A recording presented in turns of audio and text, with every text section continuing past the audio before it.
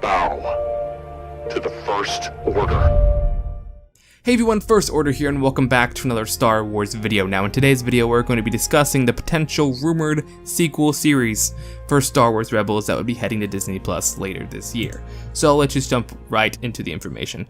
Before we get into the actual rumored stuff that the random Redditor posted, I want to say that certain things do align correctly with this information. For example, let's take the Lost Missions. The Clone Wars Lost Missions were released on Netflix on March 2014, and Star Wars Rebels was released on Disney XD October of 2014, the same exact year later down the line. So, it's kind of poetry that another saved season of the Clone Wars would release in February this year, and a series would then follow later down the line in 2020. I think just that in itself is enough proof to say that there could possibly be a Star Wars animated show releasing on Disney Plus later this year. So let's just dive into the leaked information that was posted on Reddit. Again, all of this is to be taken with a grain of salt. I could have posted this, my grandmother could have posted this, you could have posted this, so all of this is to be taken granted. Season 1 is in post-production, with Season 2 well underway. The release date is late 2020 on Disney+. The story is set during the height of the short-lived New Republic, F in the chat. We get to see the Republic Senate and explore some of the main galaxy post-Return of the Jedi and before the sequels, but I'm told only Season 1 details this, and another show will truly delve into the New Republic. Season 1 sets up Ahsoka and Sabine preparing to travel to the unknown regions to find Ezra Bridger.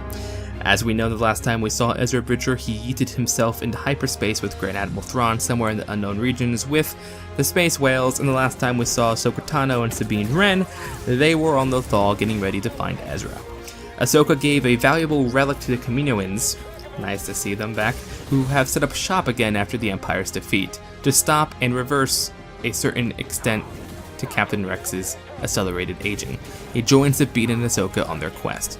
So, it's nice to see prequel aliens in the sequels, considering the only original aliens in the sequel trilogy we got were Celestians with Nyanub, Wookiees with Chewbacca, and Mon Cala with Akbar. Literally, those are the only returning aliens. There's not a Rodian. You couldn't even put I'm not gonna rant about it.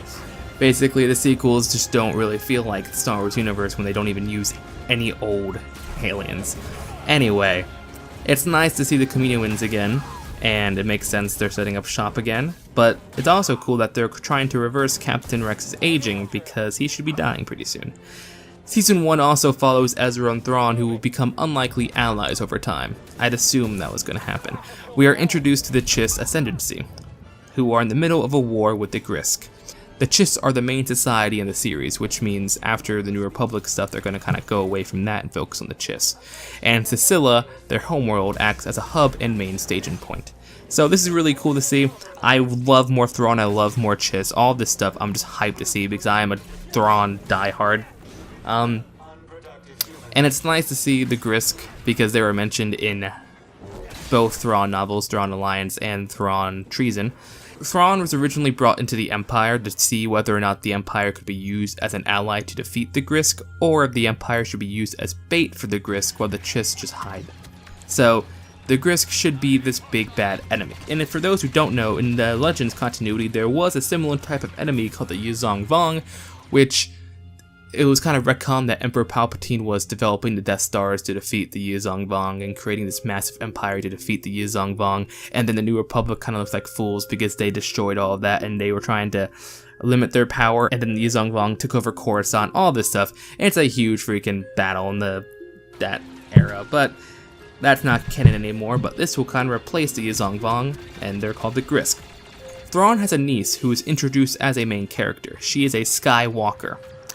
4 sensitive Chiss children who are used by the Chiss as navigators through the dangerous hyperspace routes of the unknown regions. She grows close to Ezra. I love this because in the past, when the Rise of Skywalker title came out, people were theorizing that Rey and Ben would end the series, throwing away the title of Jedi, now becoming Skywalkers. So that was kind of cool, but also now this is kind of true because there's going to be 4 sensitive children called Skywalkers. It's cool because in canon, that kind of makes sense because Anakin Skywalker met Thrawn during the Clone Wars, and then Thrawn probably was like, hey guys, there's this guy named Anakin Skywalker who can move things with his mind and can sense things, and then they have their children who can do that, so they just call them Skywalkers. So that's really cool. The Grisk are presented as a major threat and will be the main opposing force throughout the series. They don't really look like their EU counterparts, the Yuzong Vong. The best way to describe them is that they look like ancient depictions of the emaciated Buddha on steroids. The Grisk aren't the only threat. There are far more sinister entities awaiting our protagonists in the unknown regions. The main mystery of the series is going to surround the barriers of the unknown region. A character who their source said will likely become a fan favorite is the last remaining member of the Rakata species. He's a powerful, force-sensitive warrior who was once a cruel tyrant when the Rakata Empire was at its height. He acts as a mentor to Ezra. He's a very morally gray character. The sources jokingly described him as being a redemption-seeking Aztec amphibian god king with a cool Irish accent.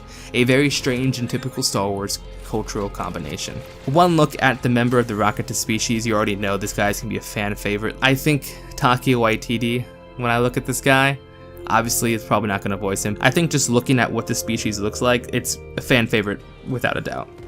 The animation style will be a blend of the Clone Wars and Rebels influence, and in conclusion, they are really delving into the darkness and maturity of the Star Wars universe, thank God, and the mysteries of its western portion. So, Star Wars is getting more mature, which is, thank you. Season 1 of Rebels is very hard to get through, just because of how childish it is, but it later grew, which is nice. And I'm actually really excited because I want more of this. I think Rebels will age pretty well. I think whatever came out after the Clone Wars was doomed because the Clone Wars was just such a fan favorite thing. So it's nice that Rebels is now being looked good upon by some people who trashed it in the past. And with this upcoming animated series, it would be important to, you know, make Rebels good. But yeah, I'm really looking forward to the series, if it's true. It's been rumored for, I think, 2 years now. Like, I remember when Star Wars Resistance was announced, I was like, oh yeah, this is going to be the new show. And then that didn't really end up being the new show, and it was total trash. Well, I wouldn't say total trash, it's kind of an overstatement, but a lot of people don't like it. I don't watch it.